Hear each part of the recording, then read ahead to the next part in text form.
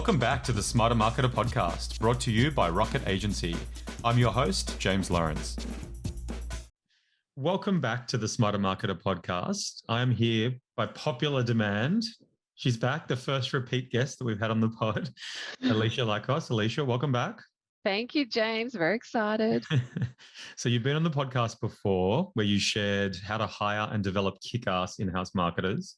So if you haven't listened to that episode of the pod, go back and listen to it. If you didn't listen to that pod and you don't know Alicia, Alicia is one of Australia's leading authorities on HR and talent optimization, former HR consultant at Unisys Australia, Civic Video, HR director at Object Consulting and the SAS Institute, an accredited predictive index certified analyst.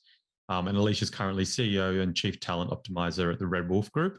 So she works with a really diverse range of businesses to use data to develop and then implement leadership and talent management strategy. So today we are going to be discussing a topic which I think every marketer on the podcast has to be interested in. It's pay rises. How much are you worth? How do you get more money? How do you make bank? But yeah, how to discuss it? What are you worth? Short-term consequences, long-term consequences. I thought in terms of getting into it, I thought the logical place to start was just the current climate out there. Like obviously it's a strange time. Unemployment rates are low. Job openings and vacancies are high. We hear a lot about inflation in the States, inflation in Australia. I guess you're at the coalface of the talent market in the country. Like what are you seeing out there? Yeah, look, I mean, the Australian Bureau of Stats just released some February data that we've got over 400,000 job openings. 380,000 of those are pretty much in the private sector. So what that's showing us is absolute boom of job opportunities. Whether Australian businesses are thriving at the moment in terms of our economy and how stable it is. Interest rates are low. We are seeing businesses who've survived the last couple of years now going, oh, actually, we can start rebuilding and opening new roles and new opportunity. And I think this is then creating a bit of false sense of security for a lot of people going, oh, actually, it's really easy to get a job.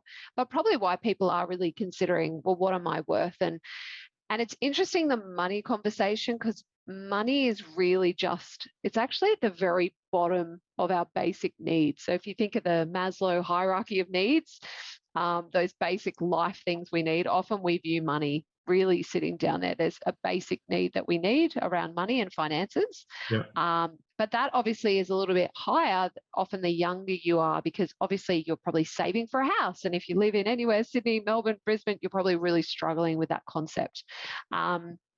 So I think it's no surprise that money is top conversation, and we don't want that conversation to go away. In fact, this conversation will be paramount and it'll be at the front of most conversations this year, because we know that when we put together our 10 global trends for 2022, pay was one of those trends, because people may have not taken an increase for a couple of years and backed a business that they were in and gone through that tough time and maybe taken a decrease or has stayed really stable.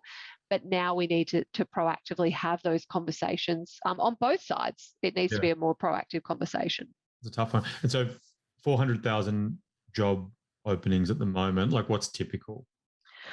Typical, you'd see it around the 40 to 50,000. So we're seeing this. I posted a stat on LinkedIn with my network, and it's a crazy stat, and it's obviously publicly available, but it's in alignment with what everyone is talking about in our space. Is that that no one's applying for jobs and very few applicants? Well, that's because what if there's 25 of the same roles? People go, well, I'm not applying for all 25. I'm only going to pick and apply for the ones that I really, really want to apply for.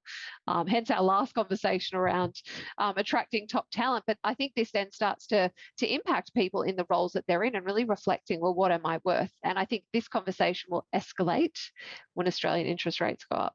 So, because that obviously, if you've got a mortgage and you're on a variable, your mortgage payments is going up. So who are they going to go asking for money? Probably their employer. Yeah. So, and it is tough. Like inflation is high, right? So it's kind of, it makes sense that what a dollar was worth last year isn't what it's worth now, and you need to earn more money to live the same way you were.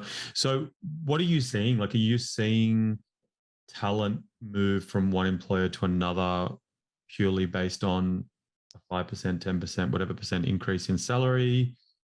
people staying put, getting increases at their current employer? Like, what are the trends?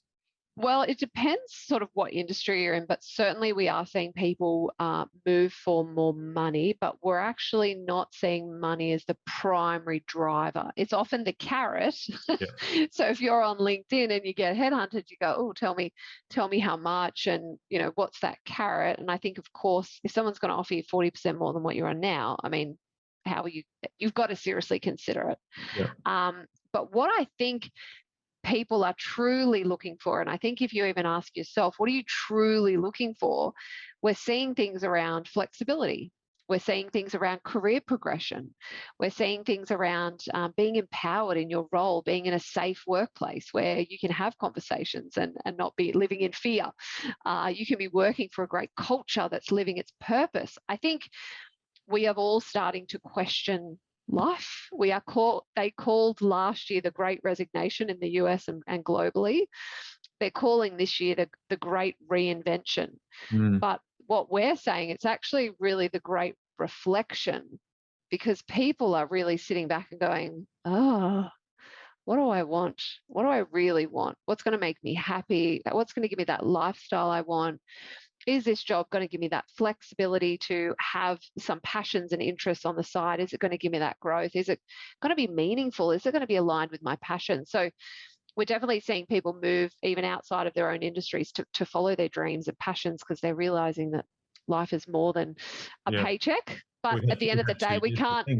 Yeah, we've had 2 years to think, and we've had lockdown, and we've had all these things happen. So the Great Reflection is what I'm calling it, and a few of us in the industry in talent optimization are calling it. So I think I'd be thinking to yourself, yes, money is a key driver, but is it the only thing?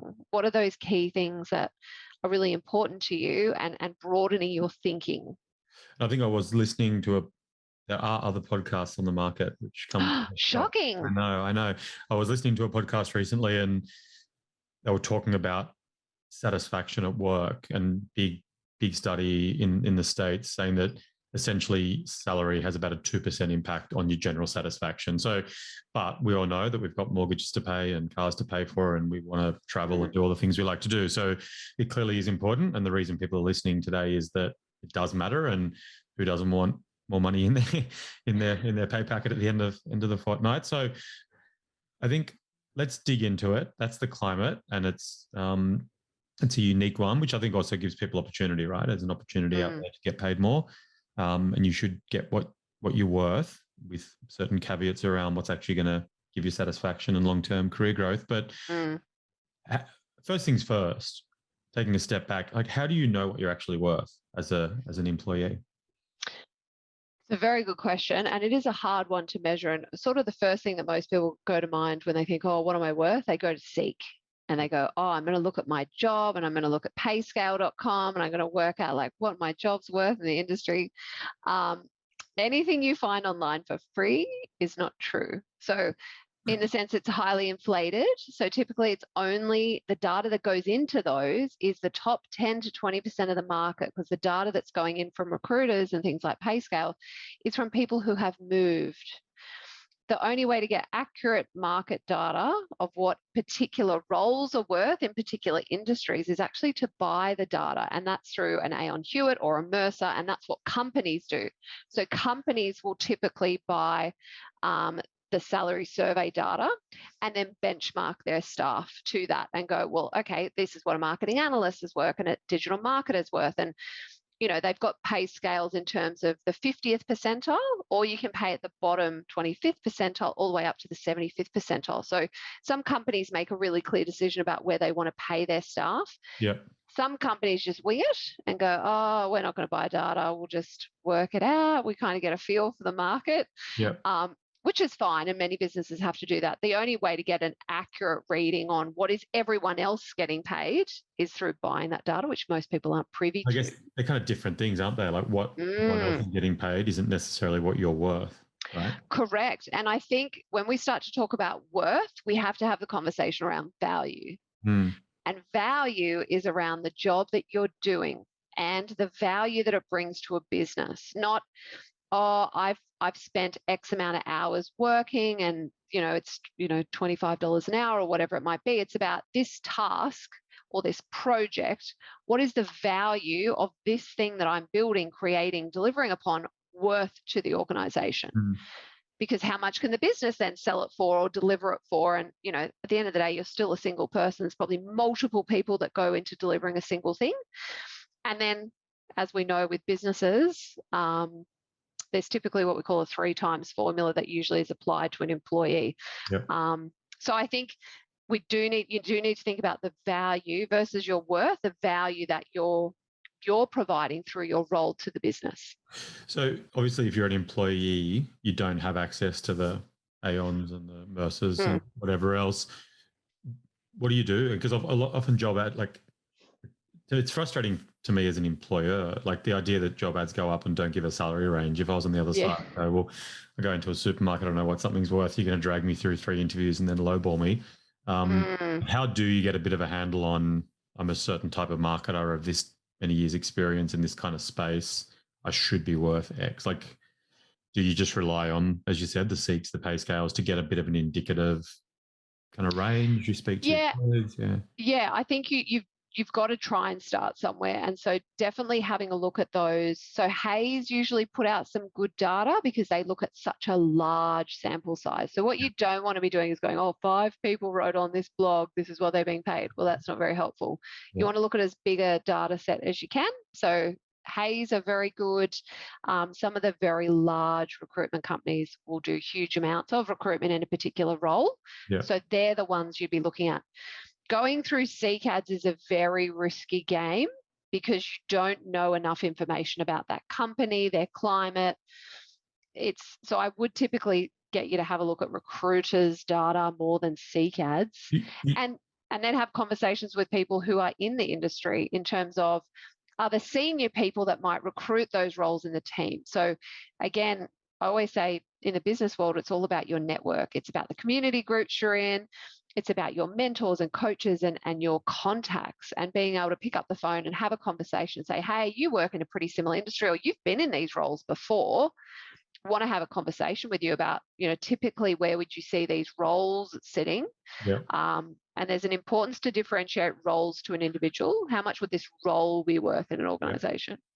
You coming in with a different skill set might have a higher value, but you still need to think about what's the role worth. I think that's a really good distinction. I learned that lesson probably badly many years ago, but asking questions around what a role is worth as opposed to what someone gets paid, very distinct. And I think also disarming. And it also helps as an employer when we say, well, the role is worth X for us, and what you might be worth in a different role is a different conversation. I think it takes a lot of the emotion out of the discussion around salary. So with the because then that's really practical, right? Like, obviously, if you're an employer, then you can weigh up whether you want to pay for the higher quality data.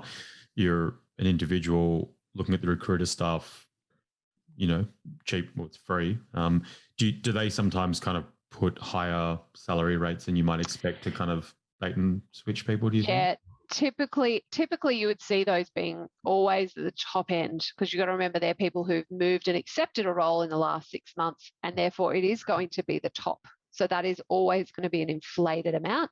But it would be indicative of, if you put your hand up for a job in that space, what you're likely to get paid. So I'm not saying everyone in the industry is being paid that by any means. There'll be many people in a broader, probably 20% band around that amount. So think of it that way. If you're looking at that data, that is the top amount. Don't think you're getting more than that. And then go down by about 20%. And that's typically the range most people will be getting paid. I think that's a good starting point. So you look around, or you've spoken to friends, that you might be underpaid or whatever it might be. How and when to approach it? It's a really interesting one, because a lot of companies don't, for many reasons, don't proactively have these conversations. So if you're in a smaller boutique type of company, you've got less than maybe 100 or 50 staff, there's a good chance there's not a formal process in place that says, every April we're going to have salary reviews and everyone's getting a conversation. If that's the case, great. You need to wait for that. unless you see something particularly disarming that you need to deal with. For example, you get headhunted. If you're getting headhunted, coming in at the last minute and going, I've been given an offer, these are really complex things to navigate. Because you need to think about it from the employer's perspective. Do you tell them earlier on? Do you tell them later at the very end when you get a job offer? There's probably different perspectives on all of that.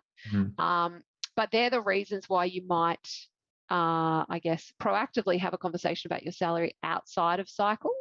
And then for the companies that aren't having a cycle, like there's no formal process and you have to go to your manager, I would typically be going directly to your manager and using your one-on-ones as an opportunity to ask questions. So don't go in and go, I think I'm worth more money and I want to have a conversation about that, because that's not helpful.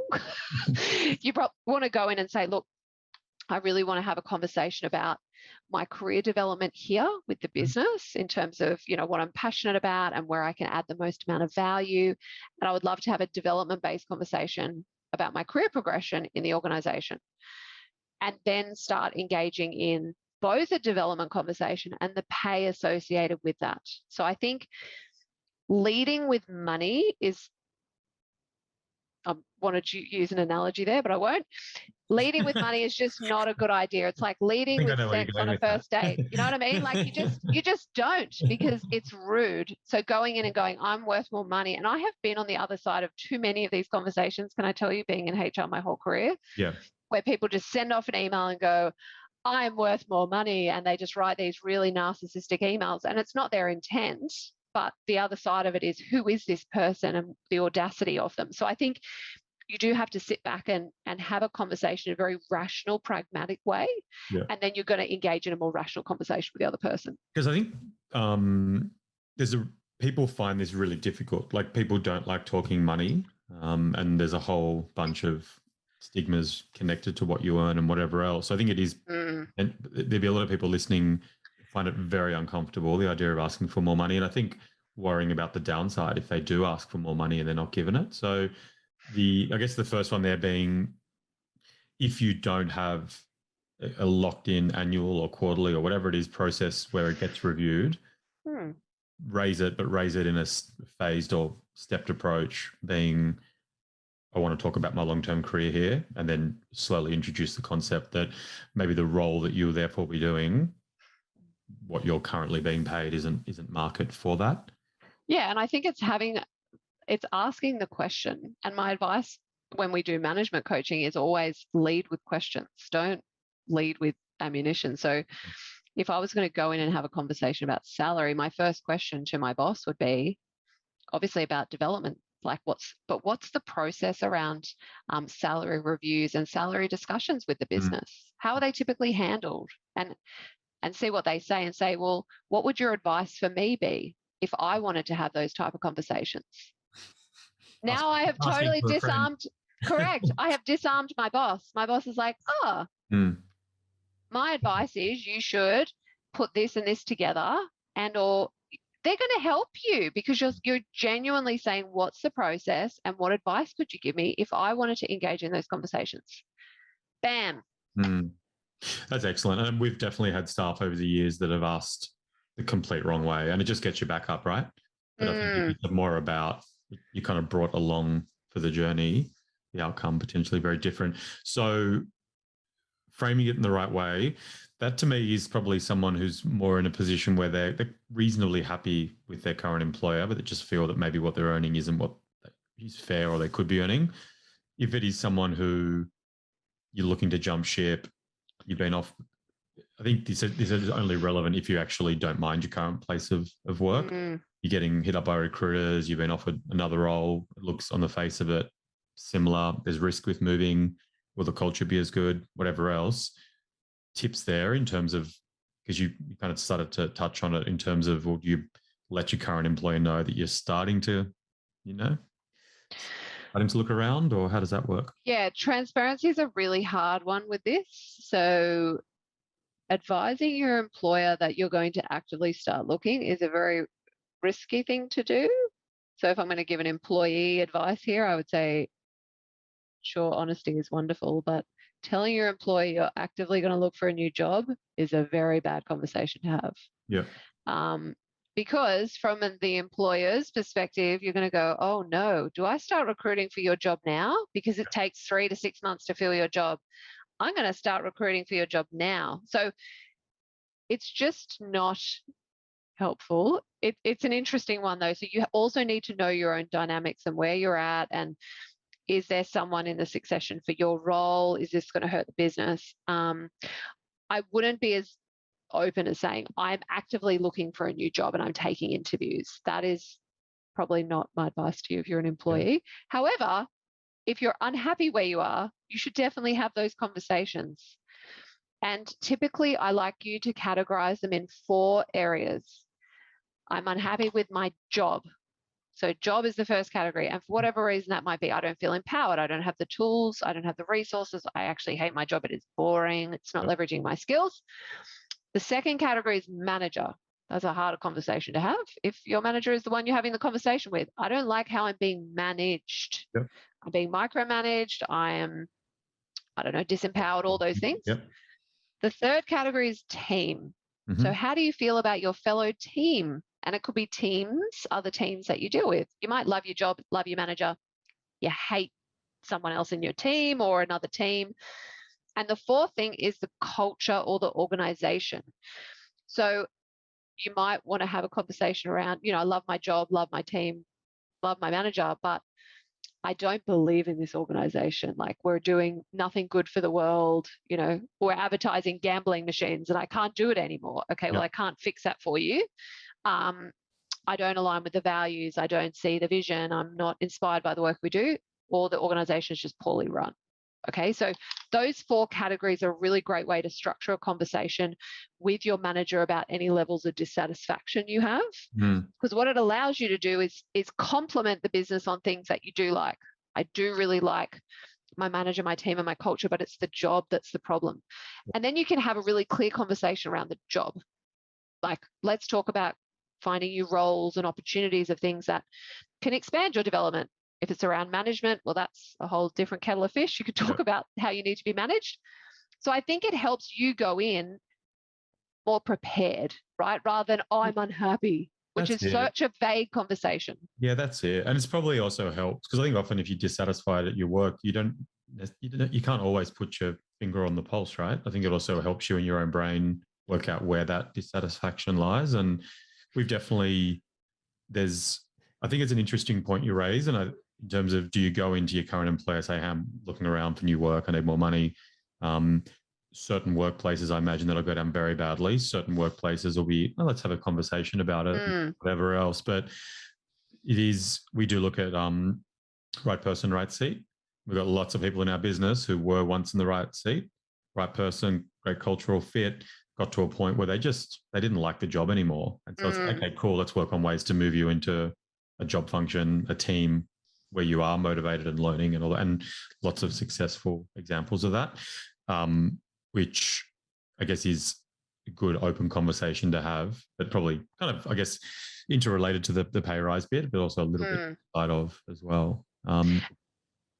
And I think those categories are interesting because you'll notice that, so they're what we call the 4 forces of disengagement. So if there's something disengaging you at work, it's going to be one of those 4, something within those 4 elements. And you'll notice that money is not in those. So there is no money box because we know that, the stats would tell us that money is it's surprisingly a small motivator for people. And this is why we see that, there's a lot of data around this, but basically statistically, if you go into your employer and say, I want $20,000 more, I want a big increase on what I'm on. Let's say the organization says yes, your high post that pay increase lasts about 2 weeks. It's really, really short. And then the disengagement kicks back in. You still hate your job. Like if you are unhappy and you're just hoping for more money, and for all of you out there who've earned great money in a job that made you very sad, you could almost have paid you 50 grand, you're still unhappy. The money's not fixing that. You're doing a job that you deeply, deeply don't enjoy. I guess the premise of this podcast is if you're unhappy in your job and you think that's a bigger thing, money, don't listen to this podcast. But if you're happy in your job, and no job's perfect, but if generally you're happy and it's a place that job manager, team, organization are things you can work within, or you're looking at a potentially new job that you think will tick those boxes, obviously we'll all take more money for the same role, right? As long as that's one that we like. Yeah, I think it's great. Sorry, you go. Yeah, it's a really interesting concept because I think that the other thing when it comes to money is how many other options there are. So yes, it's very important we're all paid appropriately for the job that we do. However, we also know that there are lots of other things that go into making you a successful, happy, thriving employee. And some of those things are typically around career development. So the other way to structure salary conversations, and this is kind of if they don't go the way you had planned, I'm very happy where I am and I'm not actively looking, but I just know that I need more money and I haven't had a pay rise in 2 or 3 years. Like I'm feeling very stagnant and I want to have a conversation. Please go and have those conversations. Like that is so very important, right? You need to be earning what you're worth. It's very important for lots of reasons, including your own mental health. Is like, I'm not being taken advantage of. Yep. So if you're being underpaid, please address those things proactively.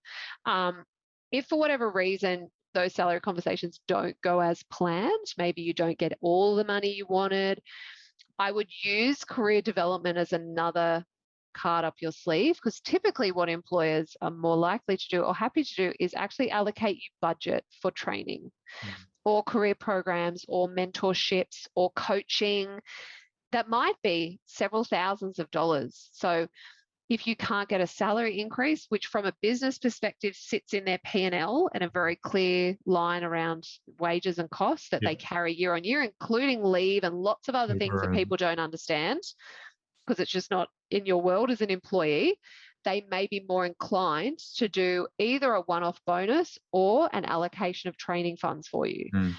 So I think knowing how to have those conversations as well as a backup or as a part of what you're looking for. So you might say, I'm looking for a 5K increase in my salary. And because of where I want to be in my career, I have already written my own development plan. And here is where I see the opportunity. And for me to do this plan, it will allocate, $1,500 for this program. And I want $500 to go into this community group, and really have a clear plan around why you're asking for what you're asking and how it's going to improve the company. And that's the thing, right? I think we both sit both sides on this conversation. And as employers, that's fine, but what value to the business as well? It's kind of got to go both ways.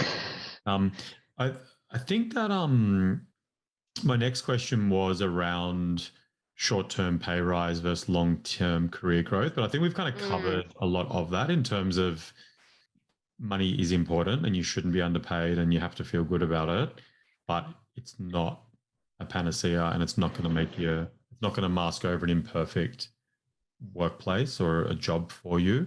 I think this question might be more directed at maybe at younger marketers early on in their career. I think if you're senior, you probably had the ups and downs and you know that jumping ship to a culture that's not going to be as good might actually make you far less happy as a human.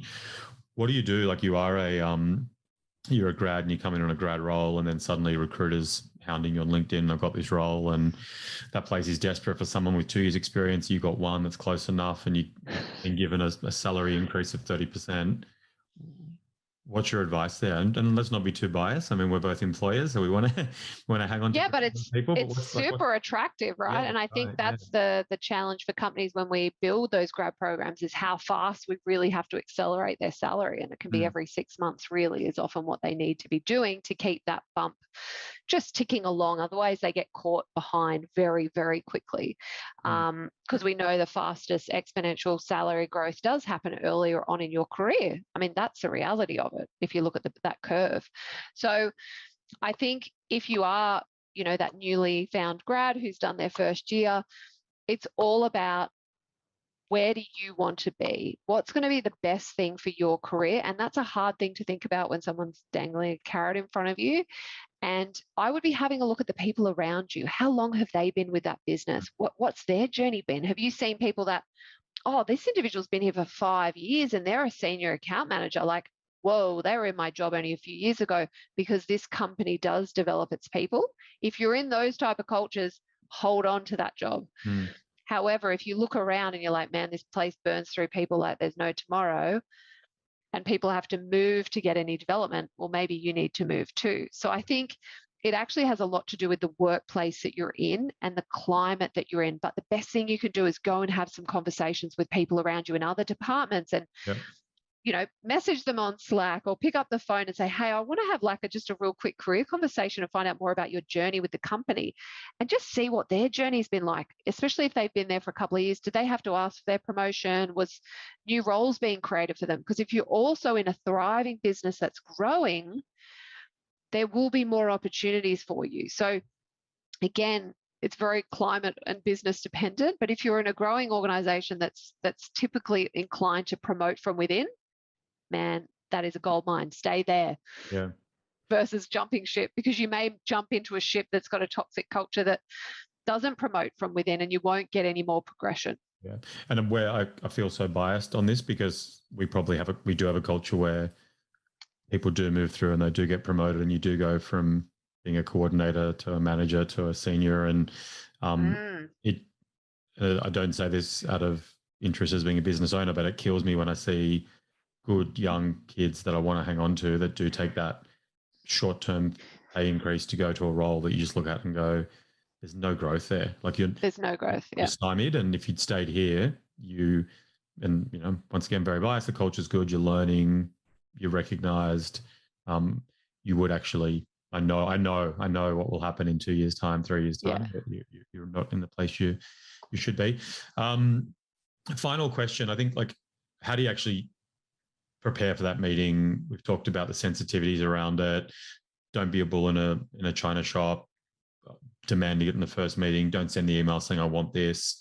But if you actually do get to the pointy end, how do you do it? Because it is hard. We don't like talking money, even if we're in business dealings. You don't feel comfortable talking cash. And this is the most personal cash that you get. And, whether you're, senior marketer that's been around for 20 years, or whether you're 30 years, or whether you're, a year into a grad program somewhere, like practical advice on actually asking for salary and negotiating, and what do you have a right to say, and what should you maybe stay quiet on? Look, I think the key thing is you don't compare yourself to others, because that would typically be like, oh, you've gone and talked to other people inside the business. And pretty much every company in Australia has got pretty tight confidentiality clauses, whether exist or not. You really can't talk about salary with others, even though there have been articles out there that have said, go and ask everyone else around you and ignore your confidentiality clause.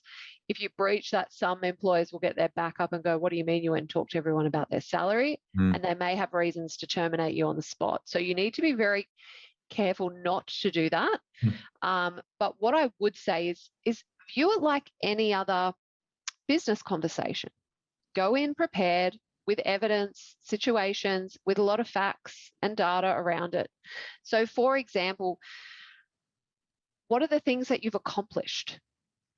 What's been your growth journey? Where did you start? Where are you at now? What's been that? Where have you put your hand up for additional responsibilities? How do you not only perform well in your role, but you add value to the organization? Give examples of how you've displayed the company values. You might have been, you put your hand up to be on a, social club committee, and you've helped volunteer, and then you were a buddy for someone, and you're often those things your manager doesn't remember. That sounds terrible, but they don't, because they're managing 10 other people. So it's your job, and please do not inflate this. Don't inflate it like a sales pitch deck that's false, because your manager will also go, that's not true. So they will call you out on stuff that's not true. And I have seen many cases where people said, oh, I was responsible for the largest deal that we've ever done. And the CEO is like, no, you weren't. You were in the meeting, but you were not responsible. So don't inflate it. Don't BS. But I think especially when you start to show your alignment with the organization. So whether that's from your own job's performance perspective and how you've really gone, not just done the job, but you've gone above and beyond in certain areas. And then talk about your alignment to the organization and its purpose, its values as well, especially if it's a values-driven business. How have I displayed your company values? This is showing a well-rounded employee And I would also go in with your future development plan for yourself. So I've sat down and thought about where I want to go, where I've been, but where I want to go in the future. And I know I've got a learning journey to get there. I've outlined some things that I want to do to get there. And I talked on this last podcast about the 70-20-10 model of 70% experience, 20% exposure, and 10% on education. Just map out a few things in those areas. And here's where I see myself. Therefore, for all these reasons, I am looking to get a pay increase that's in alignment with what I'm presenting here today. There is some mixed messaging about whether you go in with a number. That was my next question. I do encourage you to go in with a number. And the reason I say this is because I've been on the other side of the table too many times, and they go, oh, I'm on 70K and I want a pay increase. And we go, okay, how much are you looking for? And they go, I don't know, you tell me. As soon as you do that, I am like discrediting you. Yeah. I want you to at least have thought about it. What I'm looking for this increment is I'd love to be on 80K. If that means that, for me, I'm seeing that it's moving, and I'd love to have another conversation in 12 months' time, and for this to kind of be a pattern, as long as I can continue to prove myself, and I'm happy to be outlined with KPIs. Don't go in and go, I want to be earned $50,000 more. Like, don't be crazy. Do you ask for what you expect, or do you ask for twice what you want and then expect to be met halfway? Look, I think you'd be surprised. People think it's they think it's a car negotiation. It's not. Go in and say, for this amount of money, this would keep me really focused, engaged, and I wouldn't need to think about it anymore. Take money off the table. Just give them the realistic number. Please don't go, oh, I'm going to say I need 95, knowing that they're going to give me 80, because then I feel as the employer, I haven't given you what you wanted and you're going to be disengaged versus I've actually met you where you're at. I don't think employers, in all of my time, have we deliberately negotiated on a reasonable offer. If you come in with something reasonable, we're very likely to proceed. It's when we get the unreasonable, inflated ones that go all the way up to the CEO and they laugh at it. Let's be honest, they do laugh at it and go, what the hell? And then we have to justify it. So I think keep it in something that's reasonable. The golden rule I give people is 10%. And that's a really interesting one, because for smaller salaries, if you're on 60K and you say 10% at 6K, it might not seem like enough sometimes. So that the lower you are, like it's a harder one. But if you think about CPI, so that standard salary increase companies do globally, hovers around 2% at most. So 10% when I used to work in global companies was for a promotion. So if you're asking for more than 10%, you really need to think twice about why you're asking for more than 10% increase on your salary. So they're just some guidelines. I think that's right. And obviously the current environment, different industries, it's a slightly unusual circumstance. But as an employer, it feels good when someone comes to you and you know that if you can kind of come to agreement on the money, there's actually a plan there. You know that in your mind, they're bought in for the next 12 months. They've got a clear plan of what they want to achieve. If you give them what they want and it's a reasonable ask, if they can then deliver the same for the next 12 months, they're going to get the same. And there's this nice positive pattern that works for both sides. And I think being asked for a really high ask, knowing that it's never going to be given, you kind of feel, haven't given what they want. Are they kind of going to be out looking at, other roles in the next 6 months, whatever. So, and your employer doesn't want to negotiate with you. Sorry, we don't negotiate with terrorists. Like you don't want to be in that situation where you're in an official salary negotiation again. So just go in with realistic, this is what I think and know I'm likely to get and I'm worth. Yep. A fair exchange of value, right? I think that's exactly. That's what both sides want. Alicia, that's been awesome. It's so good having you back on the pod. I think I think interesting, some really practical takeaways there as to how to actually go about, first of all, ascertaining what your value, what the value of the role you're doing might be worth, looking at ways to assess that, but then also I think weighing it up more broadly as to is money everything and what other things that make for I think a satisfying kind of work-life balance. So Alicia, thanks for being back on the pod, and hopefully we'll have you again soon. Thanks for having me. Thank you.